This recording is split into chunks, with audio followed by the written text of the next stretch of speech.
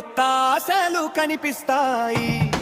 ధైర్యంతో వేసే అడుగు విజయానికి చేరుస్తుంది.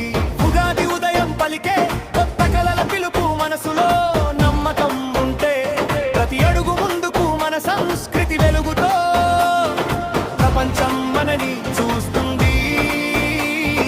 తెలుగు హృదయ ధైర్యం మన కథను రాస్తుంది. వసంతగాలి